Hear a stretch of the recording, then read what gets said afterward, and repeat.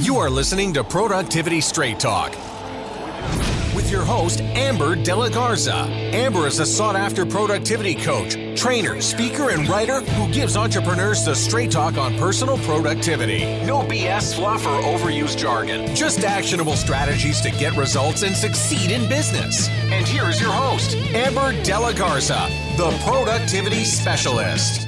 Welcome, and thank you for listening to Productivity Straight Talk. Today is episode 203, a recipe for hating your business. If you're a business owner who wants to improve your time management and elevate your productivity so you can maximize profits, reduce stress, and make time for what matters most, then you're in the right place, and I'm so glad you've joined me.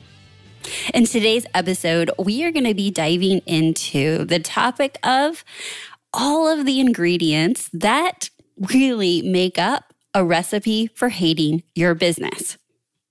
And before we dive in, I am sharing this with you so that you can avoid hating your business. My goal is that you love your business. I want you to love not just your business, but the experience, the journey of running your business.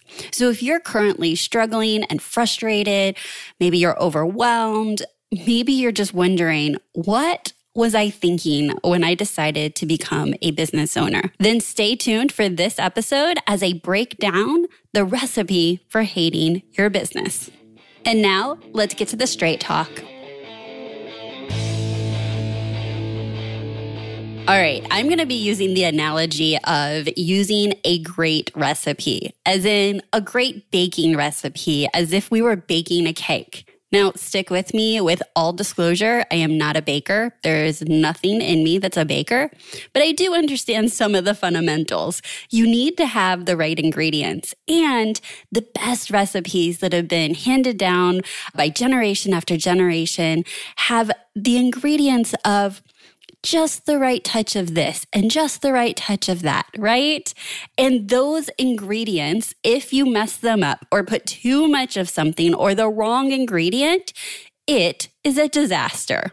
So we don't want a disaster in our business. And if we think of our business as something that we are creating for enjoyment and satisfaction.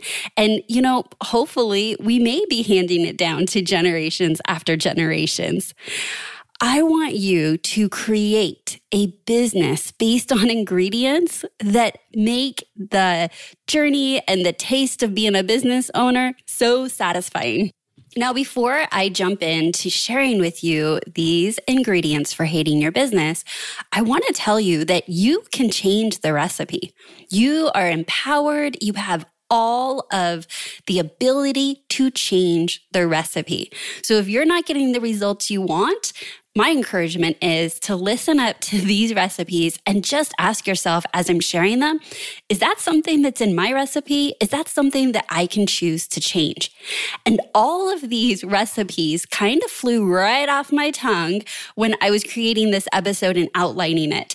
I was able to come up with these ingredients so quickly because I see them time and time again with my clients. So if you recognize yourself or recognize any of these ingredients in your business, at the end, I want you to choose one or two that you are going to be determined to take out of your business recipe. All right, number one, not delegating or outsourcing. You feel like you are the only one in the world that can do all the things in your business. Whether you're being challenged with hiring or thinking that it costs too much to hire, or you don't think that you can keep the quality if you do hire out, it is worth breaking through those mindsets and seeing what's possible to really build a team that can support your goals. One of my affirmations is that I surround myself by talented people who support me. And that affirmation for myself is something that I have to say to myself regularly because I know that my journey is to attract talented people who can support me making an impact in the world, really bringing my business to those that I can serve best. And the idea of thinking that I would have to do it myself is going to continually make me think small. And I don't want to think small, and I don't want to feel overwhelmed. And I don't think you do either. So whether you have a team and you're holding on to tasks and you're not delegating or you're not taking the time to train and support them, my encouragement is start delegating and outsourcing. Next, having no boundaries or allowing people to break those boundaries even if you have communicated them. Boundaries are essential. We actually have a new blog post out about the top 5 business boundaries, and we will link to that in the show notes, and I'll share that at the end of the episode. But if you don't have boundaries or you're challenged with boundaries with yourself, clients, your team members, and even our family members, it is a recipe for hating our business. When you think of clients that do not respect us or our boundaries or are reaching out to us at all times, or maybe they're incredibly demanding and they're not communicating with us or our team the way that we would want, we start avoiding. When we don't have boundaries with ourselves, that's what it looks like to hate your business, is because you're not honoring your own time commitments. You're not honoring your own self-care boundaries.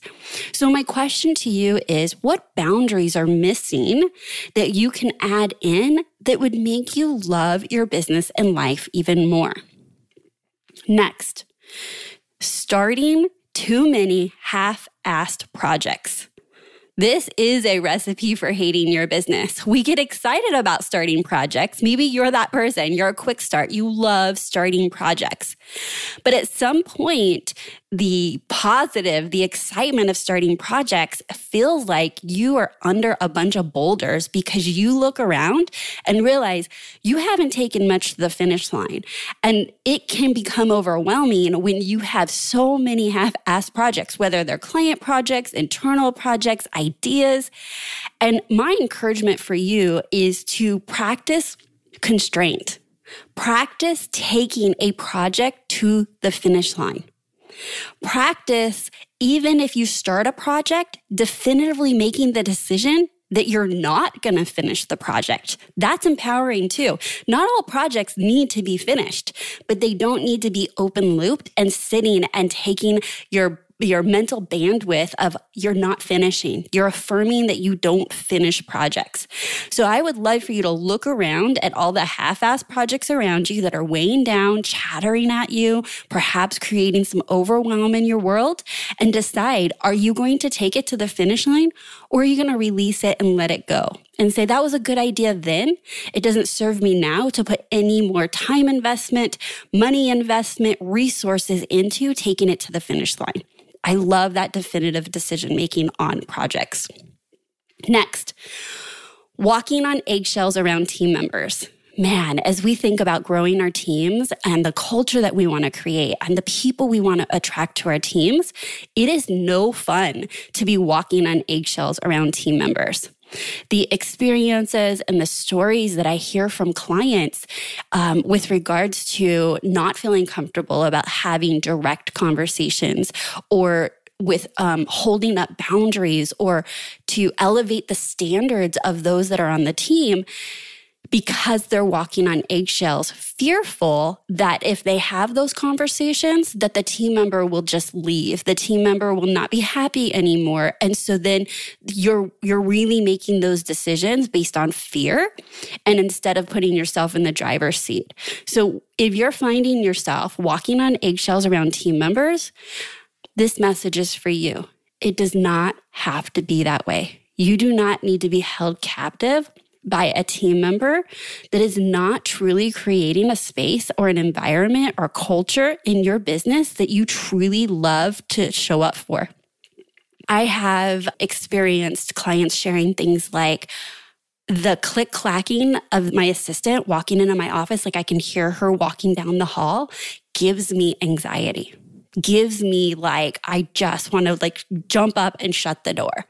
Okay, that is not an experience that's going to make you love your business.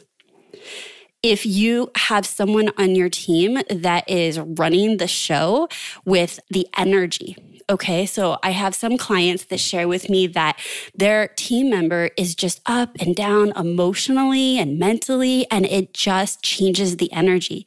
And sometimes we can normalize that until we look around one day and realize that the energy is being commanded by someone on the team. If you find that yourself in that space, my encouragement is to have those conversations or make those decisions to reclaim control over loving your business.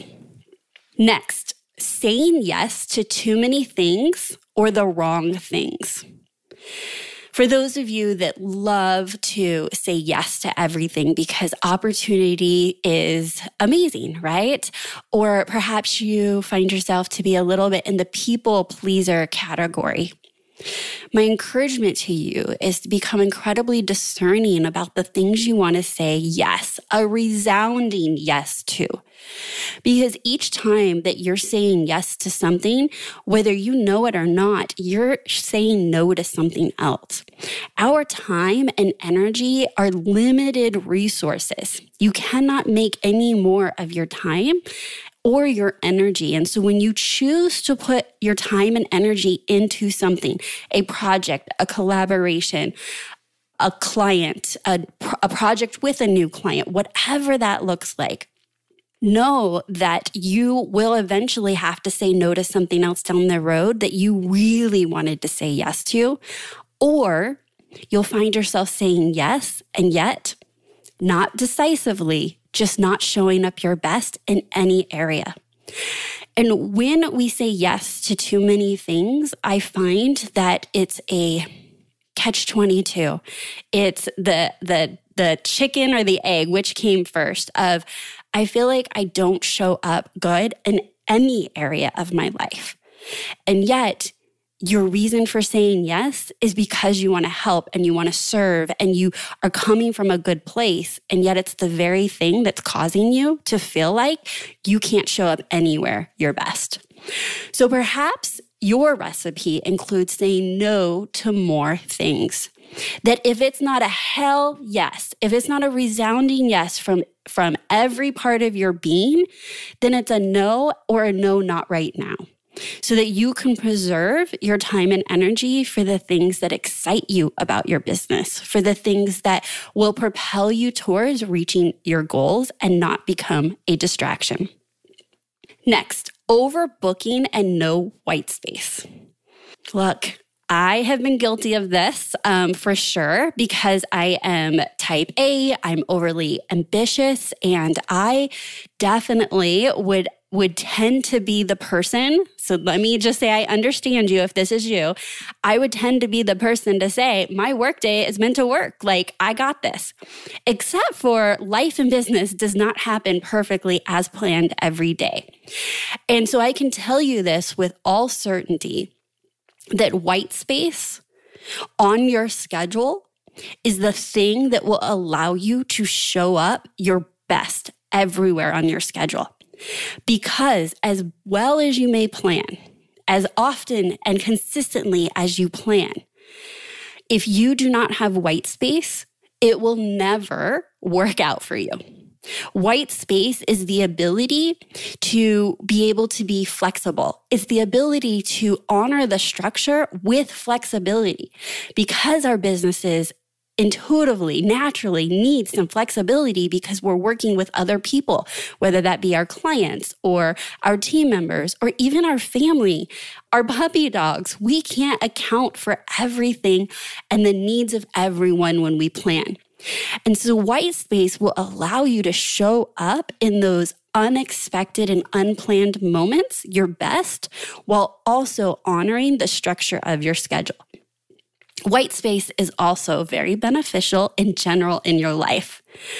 My family and I generally block out a day, a weekend, or a couple days in a month where we do not make plans. We do not say yes to barbecues or parties.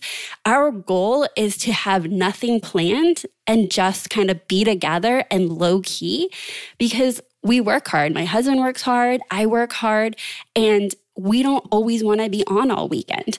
So our ability to set those boundaries and standards to recharge allows us to show up better and more excited about the barbecues and parties we say yes to, and more excited about the family events that we're purposely saying yes to, because we both acknowledged that downtime, that family time, that quiet time is incredibly needed for us to show up. It's also needed for me to show up my best in my business. I can't personally be on like an Energizer bunny all week for my clients and my business and then flip the switch and do the same thing all weekend long and do that week after week. So white space is going to allow you to recharge and show up your best.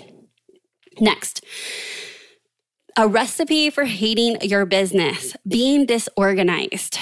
Being disorganized can create so much frustration, overwhelm, inefficiency. So whether your disorganization is in your workspace, like your office, your digital workspace, or maybe even business systems, I would encourage you to take the steps to become more organized. It's going to allow the chatter to quiet. It's going to allow you to show up your best and be really clear about what needs your attention when you don't have sticky notes everywhere and you don't have paper scattered across your desk and you go to look for a document and it takes 20 minutes when you were like, I thought I would be on to my next appointment in 5, right? Where are those wasted time showing up in your business because of disorganization? That's what I would ask. I always like to say this about disorganization. If you currently don't have time to do the tasks on your to-do list, then you certainly do not have time to be disorganized. Because as you are wasting time looking for things or being distracted, you could be investing that time in tasks and activities that actually propel you towards your goal. So being disorganized is actually a huge roadblock in you really moving forward towards achieving those goals. Next, a recipe for hating your business: taking on red flag clients. The ones that you knew that your gut said, I'm not sure they're going to be a great client. I'm not sure if we are fitting with our personalities. They're nitpicking everything. They're requiring a lot of my time. They're questioning my entire business process, whatever that is. A sure recipe to hating your business is to consistently ignore those red flags with clients, because you're coming from a place of lack and a place of, I need the next client. And when we do that, it backfires. It backfires because I have very, very rarely seen it work out that we ignore that red flag and the client becomes amazing and you actually were profitable. Because red flags are generally telling you that something's going to come up, some issue, miscommunication. They're going to be highly demanding of you or your team or your resources. And in a service-based business, it's incredibly hard for you to be profitable if that client is demanding so much of you. So you may have taken the business and you may have taken the client, but my question to you is, if you look back, was it profitable? Was it truly profitable after you look at how much time you've put into it? And generally, those clients that are red flags take your time, attention, and energy away from the clients that you love, right? They're energy draining. And so now you're not showing up best for your other clients that you really are excited about. Next, recipe for hating your business: not paying yourself. I said it. I believe that you should be paying yourself. I believe that you are a very important person on your team. You are the business owner. You are the CEO. And many business owners sacrifice their own pay or create a reduced pay and pay people on their team more than they're paying themselves. And while that may work when you first start your business, and it may work for short periods of time where it's a necessity, having the mindset that you are going to feed your business all of the profits and not pay yourself is a recipe for hating it. If you don't value yourself or value your own self-worth, over time, you're going to think that about yourself. Over time, you're going to resent the time and energy and commitment that you're putting into your business at the expense of maybe other things in your life that are important because you're not getting a fair paycheck. I have several episodes, and we'll link to them in the show notes, about profit first and paying yourself and financial organization. I am a big proponent of Profit First. It is a book by Mike Michalowicz. I've interviewed him a couple times, as well as shared my own story with Profit First. I want to encourage you that if right now you're feeling resentment and frustrated, I want you to figure out how to start paying yourself or start paying yourself more. Next, working yourself to or through a burnout. I want you to be aware, are you on the path to burnout? Are there clues all around you that you're ignoring because you're sacrificing yourself for the business? Or maybe you're in the midst of burnout. I want to tell you that if you are currently lacking self-care or taking breaks or having a personal life, i.e., your version of what balance looks like, my encouragement to you is to ask yourself, what do you need to prevent burnout? We had an episode recently, again, I will link to it in the show notes, with a doctor who's an expert on burnout. And I think it's a really great conversation. And so if that's something that you're challenged with, make sure you show up in the show notes and we will link out to that interview. But if you are on your way to burnout or in the midst of burnout, mentally, you're not in a place to be excited and love your business. And so this is where I bring it home every time, is that our health, our mental health, our physical health, how we invest in ourselves is essentially important to how we show up in our businesses, how we view our businesses, how we're able to make decisions, lead our team, show up for our clients. This is really, really important and really foundational to being your most productive self, which, as you may know, is how do you show up your best, right? How do you show up your best and invest in your best activities that are going to propel you towards your goals? If you're on burnout, you're just surviving. And if you feel like you're surviving, I'm going to tell you there's a way out, and self-care is part of it. And it's going to also be addressing some of these other ingredients that I've shared with you that are potentially contributing to your burnout. And then lastly is taking work home and never working on it. Now, let me explain this one. I actually hear this pretty commonly with my clients, and it's the fact that they have the intention during the day when they get themselves distracted, pulled in a different direction. They had an intention for what they wanted to get done. It doesn't get done. So they pack up their bag and they pack up their laptop and their paperwork, and then they take it home. And they're like, yeah, I'm going to do it after dinner, or I'm going to do it after the kids go to bed. And the briefcase sits on the kitchen table or right at the door, and it's talking to them, and it's distracting them, and it's weighing them down from the time that they wanted to be incredibly present with their loved ones, their family members, or maybe even themselves as they relax from the day. It is literally talking to them. It's the elephant in the room. And then because of all the mental conversation, and then by coming down from working really hard during the day, they negotiate themselves and say, tomorrow's another day. I'll do it tomorrow. I have no energy. I'm resentful. I don't want to work after dinner. I don't want to work after the kids go to bed. And it's this vicious cycle because every day they take the work home. And every day, or most days, they're not actually working. My advice to you is that if that is you, just make the decisive decision. You're not taking the work home. Do not take the work home, and just see, what does dinner look like and feel like? What does your relaxation time feel and look like? What does that feel and look like if you've made the decisive decision ahead of time? You're not taking the work home. When you start making that decision, then you will not tell yourself during the day, oh, I'll just do it tonight, which means you're moving that decision during the day that there's not extra time. You have to be very decisive with what gets your time, energy, and attention, because you have now stopped the option of, oh, I'll just catch up after dinner. I'll just catch up at night.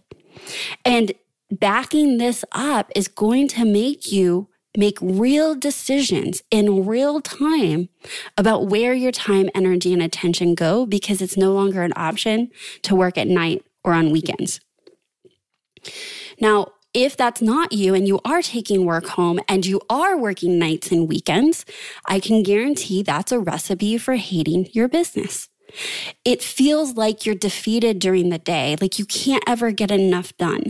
And so now you're robbing yourself of that recharge. You're robbing yourself of actual sleep or time with your family to now invest in the business to just do it all over again the next day. And again the next day and the next day. If you find yourself in this situation, there are real solutions for it. You can choose differently. You can solve for the problems that are creating you having to do work on nights and weekends. It's a formula. It's a math equation that we can figure out. There's something not working in your business that is creating the need to work every night or most nights and weekends. Those are my top ingredients for hating your business. Let's just summarize really quick. Not delegating or outsourcing. Next, having no boundaries, either with yourself, clients, team members, or family. Next, starting too many half-assed projects. Next, walking on eggshells around team members. Next, saying yes to too many things or the wrong things.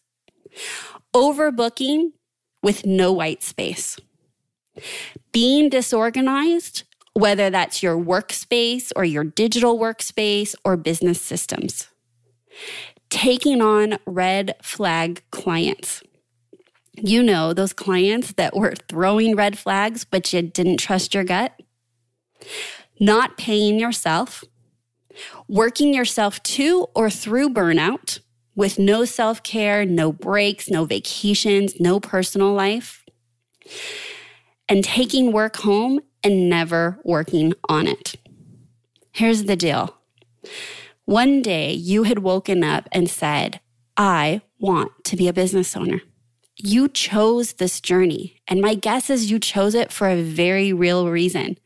Maybe it was for more freedom or being in control of your schedule and being your own boss. Perhaps it was making more money, chasing your own dreams. You have something so special to share with the world. Let me say that again. You have something very special to share with the world. But if you find yourself hating your business at some point, and maybe in the soon-to-be future, you may choose to close up shop. If you feel like your flame is burning out, it's time to follow a new recipe in your business so you can stop hating your business and start loving it. If you need help with that, if you need help with loving your business, I want you to take a look at joining us inside Leverage Lab, where you'll be equipped to transform your business into one that you love.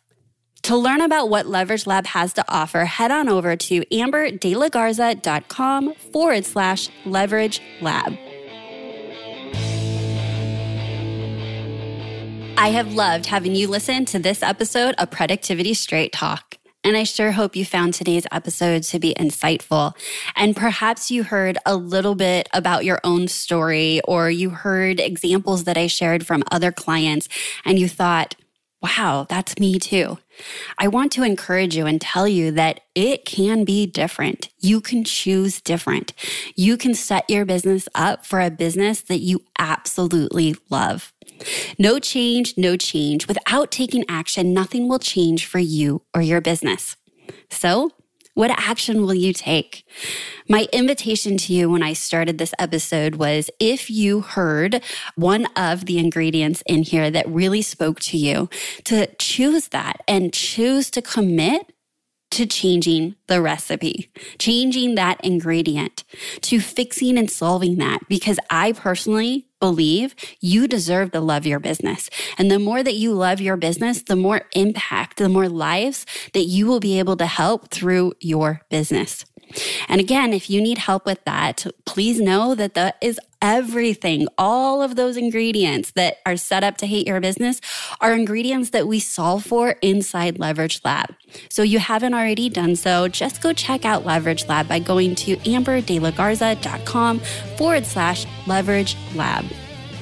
So that's my straight talk for you today. Until next time, have a productive week.